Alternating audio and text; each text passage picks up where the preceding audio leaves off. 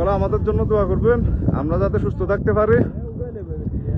আল্লাহ যেন আমাদের সকলকে এই বিপদ থেকে রক্ষা করে।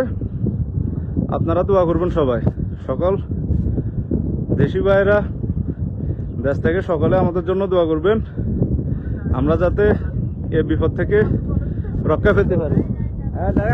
আমাদের জন্য দোয়া করবেন, সবাই দোয়া করবেন, সবাই দোয়া করবেন, সবাই দোয়া করবেন। যারা কুয়েতে আছেন সকলে সেফভাবে থাকবেন, ডরের কোনো সমস্যা নাই। সকলে তার যার অবস্থান থেকে সুস্থ থাকেন, কোনো ভয় নাই। এই যে আমরা আছি একদম কুয়েতে যে আমেরিকার ঘাঁটি আছে এটার পাশে, একদম কাছে, একদম কাছে। এই যে মাত্র একটা রকেট হামলা হলো কিছুক্ষণ আগে, কিছুক্ষণ পর 5 মিনিট পর হামলা হচ্ছে, 5 মিনিট পর হামলা হচ্ছে। খুবই ভয়াবহ অবস্থা, খুবই ভয়াবহ অবস্থায় আছি আমরা, খুবই ভয়াবহ অবস্থা। এই যে আমেরিকার ঘাঁটি এখান থেকে আমাদের থেকে সর্বোচ্চ 2 কিলোমিটার। আল্লাহ মাফ করুক, আল্লাহ আমাদের সকলকে রক্ষা করুক।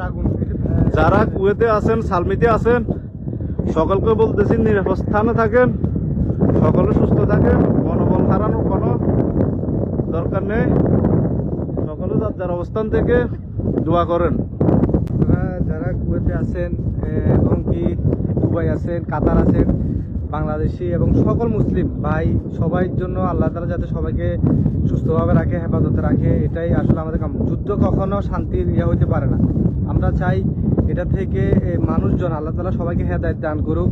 এই যুদ্ধ থেকে বেরিয়ে আসে যে শান্তির বিশ্ব, সেটা আল্লাহ তাআলা আপনি আমাদেরকে দান করুক। মাহে রমজান মাস উপলক্ষে আল্লাহ তাআলা আমাদেরকে শান্তি দান করুন।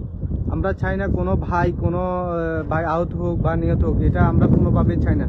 আমরা সবসময় যুদ্ধের বিপরীতে। আল্লাহ তাআলা আমাদের মাহে রমজান মাসে উসিলায় আমাদেরকে শান্তি দান করুক।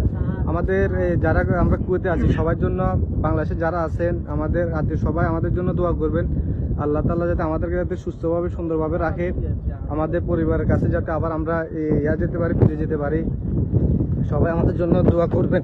আজকে সকাল থেকে বারবার আপনার আক্রমণ হইতেছে, বারবার আমরা যেখানে আছি ওই জায়গা থেকে সর্বোচ্চ 2 কিলোমিটার। হ্যাঁ 2 কিলোমিটার আমরা তো দেখা যাচ্ছে।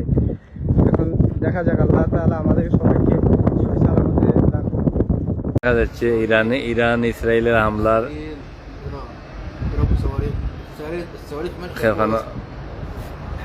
দোমা দেখা যাচ্ছে। দেখেন তো চিত্র কুয়েতের উপরে, কুয়েতের আকাশ সীমার উপরে।